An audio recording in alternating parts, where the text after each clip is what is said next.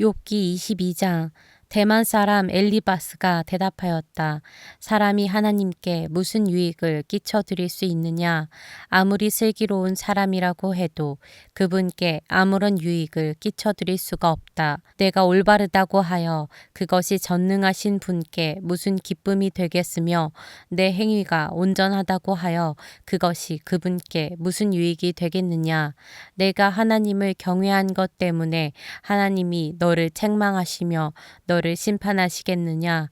오히려 내 죄가 많고 내 죄악이 끝이 없으니 그러한 것이 아니냐? 내가 까닭 없이 친족의 재산을 압류하고 옷을 빼앗아 헐벗게 하고 목마른 사람에게 마실 물 한 모금도 주지 않고 배고픈 사람에게 먹을 것도 주지 않았기 때문이 아니겠느냐? 너는 권세를 이용하여 땅을 차지하고 지위를 이용하여 이 땅에서 거들먹거리며 살았다. 너는 과부들을 빈손으로 돌려보내고 고아들을 혹사하고 학대하였다. 그러기에 이제 내가 온갖 올무에 걸려들고 공포에 사로잡힌 것이다. 어둠이 덮쳐서 내가 앞을 볼 수 없고 홍수가 너를 뒤덮는 것이다. 하나님이 하늘 높은 곳에 계시지 않느냐? 저 공중에 높이 떠 있는 별들까지도 하나님이 내려다보고 계시지 않느냐? 그런데도 너는 하나님이 무엇을 아시겠으며 검은 구름 속에 숨어 계시면서 어떻게 우리를 심판하실 수 있겠느냐? 짙은 구름에 그가 둘러싸여 어떻게 보실 수 있겠느냐?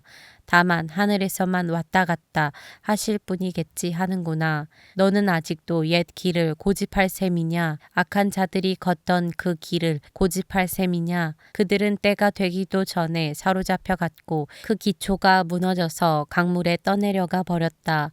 그런데도 그들은 하나님께 말하기를 우리를 좀 그냥 내버려 두십시오. 전능하신 분이라고 하여 우리에게 무슨 일이 더하실 수 있겠습니까? 하였다. 그들의 집에 좋은 것을 가득 채워주신 분이 바로 하나님이신데도 악한 자들이 그런 생각을 하다니 나는 이해할 수 없다. 그런 악한 자가 형벌을 받을 때에 의로운 사람이 그것을 보고 기뻐하며 죄 없는 사람들이 그것을 보고 비웃기를 과연 우리 원수는 전멸되고 남은 재산은 불에 타서 없어졌다 할 것이다. 그러므로 너는 하나님과 화해하고 하나님을 원수로 여기지 말아라. 그러면 하나님이 너에게 은총을 베푸실 것이다. 하나님이 친히 말씀하여 주시는 교훈을 받아들이고 그의 말씀을 내 마음에 깊이 간직하여라. 전능하신 분에게로 겸손하게 돌아가면 너는 다시 회복될 것이다. 온갖 불의한 것을 내 집안에서 내버려라. 황금도 티끌 위에다가 내버리고 오빌의 정금도 계곡의 돌바닥 위에 내던져라. 그러면 전능하신 분이 내 보물이 되시고 산더미처럼 쌓이는 은이 되실 것이다. 그때가 되어야 비로소 너는 전능하신 분을 진정으로 의지하게 되고 그분만이 내 기쁨의 근원이심을 알게 될 것이다. 내가 그분에게 기도를 드리면 들어주실 것이며 너는 서원한 것을 다 이룰 것이다. 하는 일마다 다 잘되고 빛이 내가 걷는 길을 비추어 줄 것이다. 사람들이 쓰러지거든 너는 그것이 교만 때문이라고 일러주어라. 하나님은 겸손한 사람을 구원하신다. 그분은 죄 없는 사람을 구원하신다. 너도 깨끗하게 되면 그분께서 구해주실 것이다. 욥기 23장. 욥이 대답하였다. 오늘도 이렇게 처절하게 탄식할 수밖에 없다니 내가 받는 이 고통에는 아랑곳 없이 그분이 무거운 손으로 여전히 나를 억누르시는구나. 아, 그분이 계신 곳을 알 수만 있다면, 그분의 보좌까지 내가 이를 수만 있다면, 그분 앞에서 내 사정을 아뢰련만, 내가 정당함을 입이 닳도록 변론하련만, 그러면 그분은 무슨 말로 내게 대답하실까? 내게 어떻게 대답하실까? 하나님이 힘으로 나를 억누르실까? 그렇지 않을 것이다. 내가 말씀을 드릴 때에 귀를 기울여 들어주실 것이다.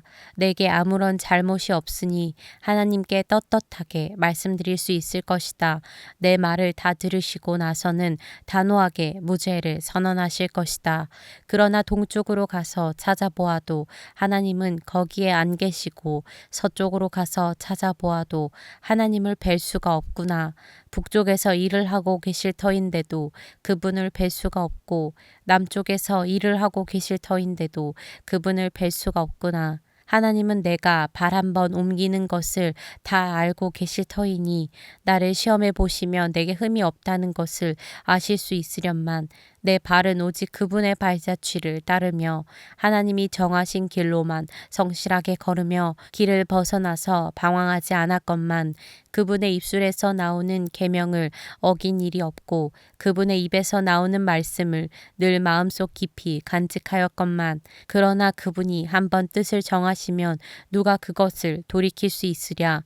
한번 하려고 하신 것은 반드시 이루고 마시는데 하나님이 가지고 계신 많은 계획 가운데 나를 두고 세우신 계획이 있으면 반드시 이루고야 마시겠기에 나는 그분 앞에서 떨리는구나. 이런 것을 생각할 때마다 그분이 두렵구나. 하나님이 내 용기를 꺾으셨기 때문이고 전능하신 분께서 나를 떨게 하셨기 때문이지. 내가 무서웠던 것은 어둠 때문도 아니고 흑암이 나를 덮은 탓도 아니다. 욥기 24장. 어찌하여 전능하신 분께서는 심판하실 때를 정하여 두지 않으셨을까? 어찌하여 그를 섬기는 사람들이 정당하게 판단받을 날을 정하지 않으셨을까? 경계선까지 옮기고 남의 가축을 빼앗아 제 우리에 집어넣는 사람도 있고 고아의 나귀를 강제로 끌어가는 사람이 있는가 하면 과부가 빚을 갚을 때까지 과부의 소를 끌어가는 사람도 있구나. 가난한 사람들이 권리를 빼앗기는가 하면 흙에 묻혀 사는 가련한 사람들이 학대를 견디다 못해 도망가서 숨기도 한다. 가난한 사람들은 들나귀처럼 메마른 곳으로 가서 일거리를 찾고 먹거리를 얻으려고 하지만 어린아이들에게 먹일 것을 찾을 곳은 빈들뿐이다. 가을 거지가 끝난 남의 밭에서 이삭이나 줍고 악한 자의 포도밭에서 남은 것이나 긁어 모은다. 잠자리에서 덮을 것이 없으며 추위를 막아줄 이불 조각 하나도 없다. 산에서 쏟아지는 소낙비에 젖어도 비를 피할 곳이라고는 바위 밑밖에 없다. 아버지 없는 어린아이를 노예로 빼앗아 가는 자들도 있다. 가난한 사람이 빚을 못 갚는다고 자식을 빼앗아 가는 자들도 있다. 가난한 사람들은 입지도 못한 채로 헐벗고 다녀야 한다. 곡식단을 지고 나르지만 굶주림에 허덕여야 한다.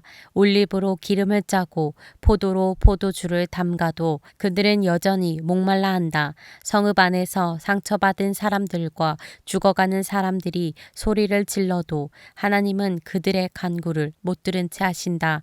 빛을 싫어하는 사람들이 있다. 그들은 빛이 밝혀주는 것을 알지 못하며 빛이 밝혀주는 길로 가지 않는다. 살인하는 자는 새벽에 일어나서 가난한 사람과 궁핍한 사람을 죽이고 밤에는 도둑질을 한다. 간음하는 자는 저물기를 바라며 사람들이 눈치채지 못할 것이라고 생각하며 얼굴을 가린다. 도둑들은 대낮에 털집을 보아두었다가 어두워지면 벽을 뚫고 들어간다. 이런 자들은 하나같이 밝은 한낮에는 익숙하지 못하다. 그들은 한낮을 무서워하고 오히려 어둠 속에서 평안을 누린다. 악한 사람은 홍수에 떠내려간다. 그의 밭에는 하나님의 저주가 내리니 다시는 포도원에 갈 일이 없을 것이다. 날이 가물고 무더워지면 눈 녹은 물이 증발하는 것 같이 죄인들도 그렇게 수월도 사라질 것이다. 그러면 그를 낳은 어머니도 그를 잊고 구더기가 그를 달게 먹는다. 아무도 그를 다시 기억하지 않는다. 악은 결국 잘린 나무처럼 멸망하고 마는 것이다. 과부를 등쳐먹고 자식 없는 여인을 학대하니 어찌 이런 일이 안 일어나겠느냐.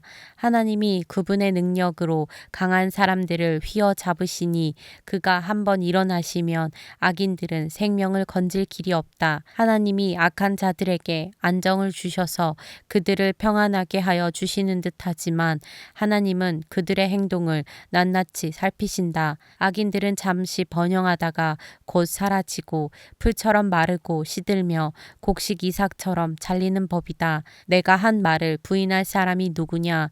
내가 한 말이 모두 진실이 아니라고 공격할 자가 누구냐?